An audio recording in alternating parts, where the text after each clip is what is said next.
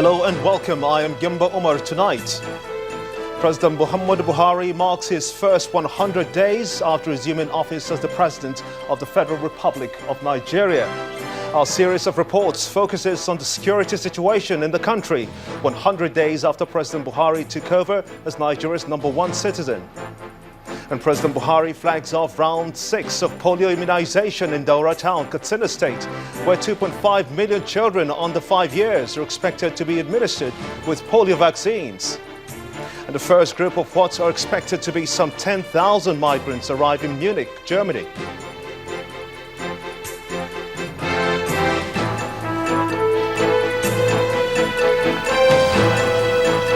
On business news tonight, some private sector players agree to adjust to post-oil macroeconomic realities.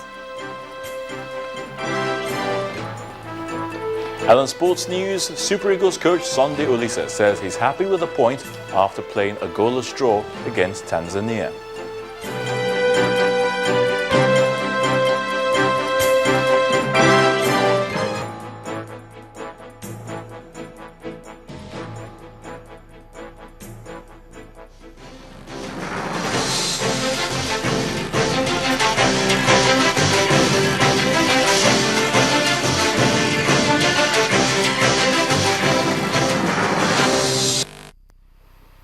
As Nigerians count 100th days in office of President Muhammadu Buhari, there are high expectations for his government to deliver on his campaign promises in the shortest of time. However, the president has consistently said he is not a miracle worker, but will make a difference in government by ensuring socio-political and economic stability to the country.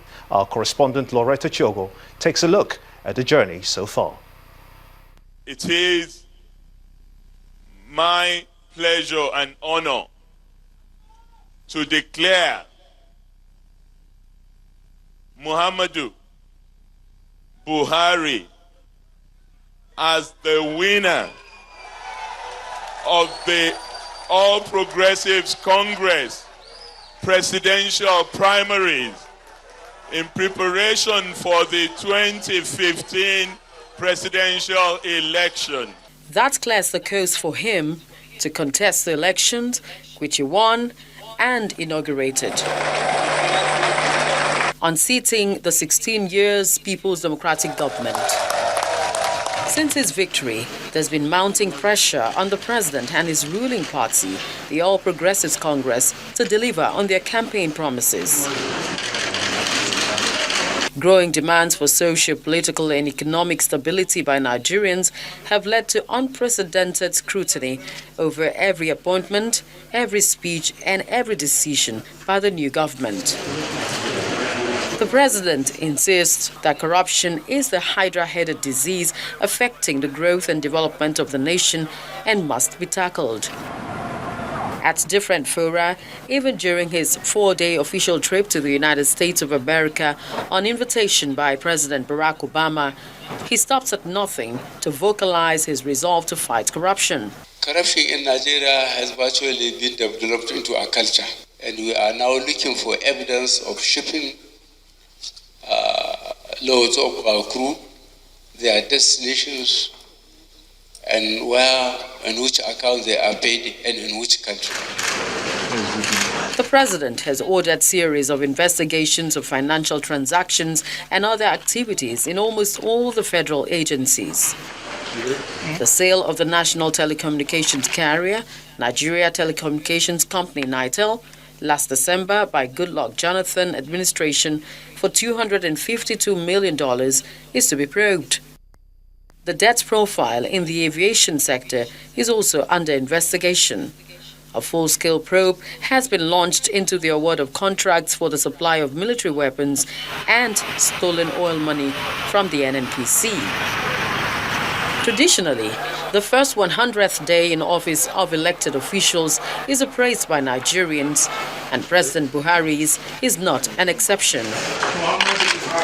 While many say his body language and love for integrity is already bringing about positive changes in the polity, Others, especially the opposition party PDP, says the government has no economic direction. Those who are entitled to. Before his election victory, President Buhari had addressed the issue of the 100th day in office at the Chatham House, London. This goes to our first 100 days. Some of it is fraudulent.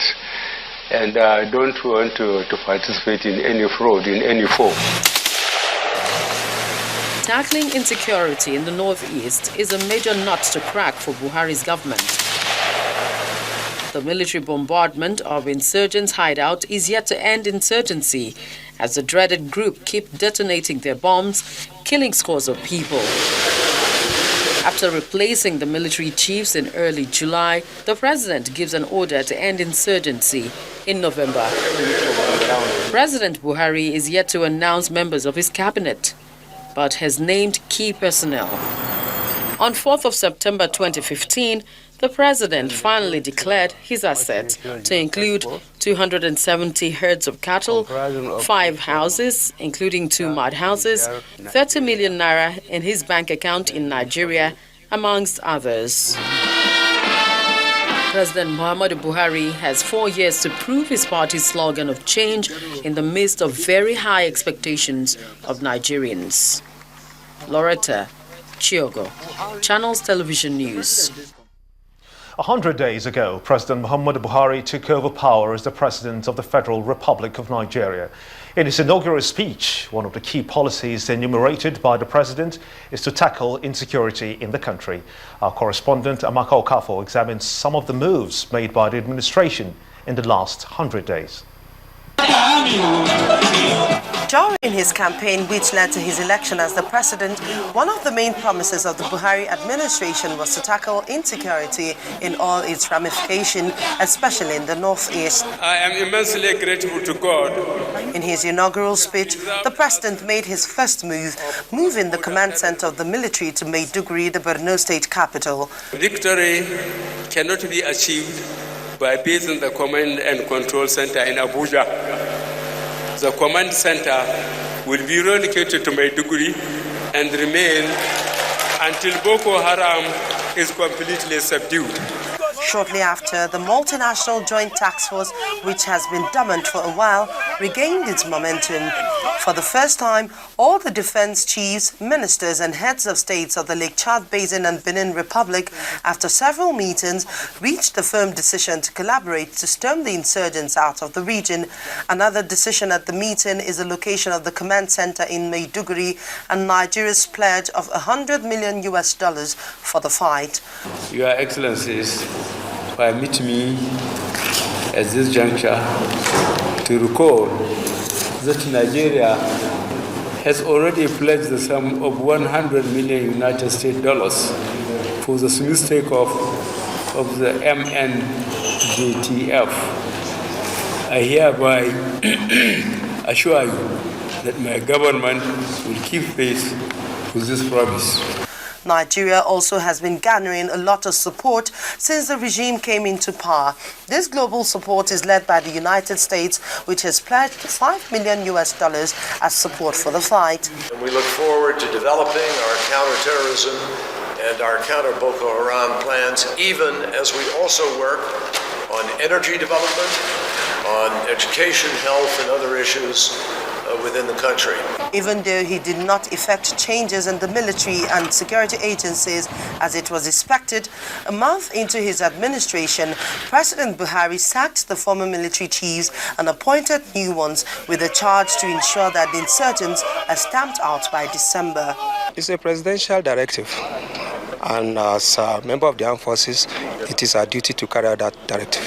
The military chiefs in response hit the ground running as they have all relocated to the northeast and have continued to interface with the command structures in the northeast.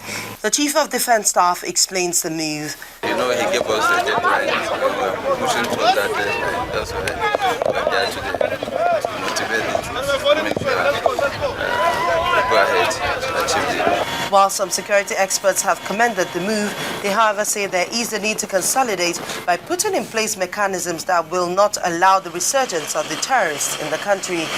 The other aspect, the anti, is a continuous process. Custom is involved. Police is supposed to be the lead in this kind of arrangement. So you still have the custom, immigration, particularly immigration is very important. They need to be empowered. Police.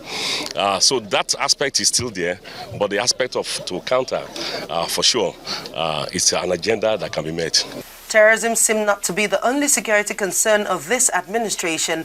Kidnapping has continued unabated in the southern part of Nigeria. Some Nigerians have scored the president low in tackling the menace.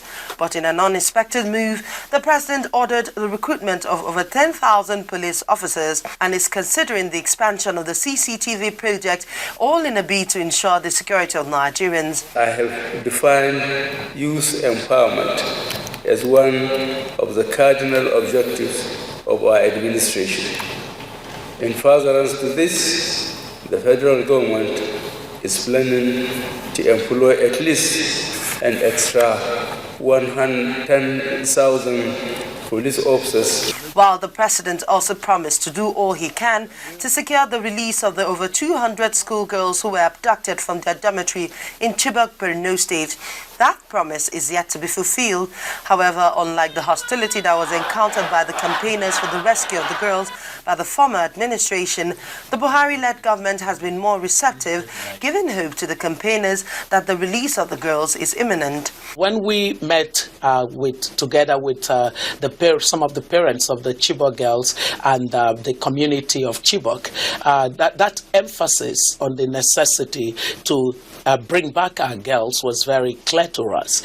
We had a set of ABC of our demands, which were welcomed as intellectually strong and practically, possible to do. It is no doubt that 100 days is too early to judge the performance of the Buhari administration.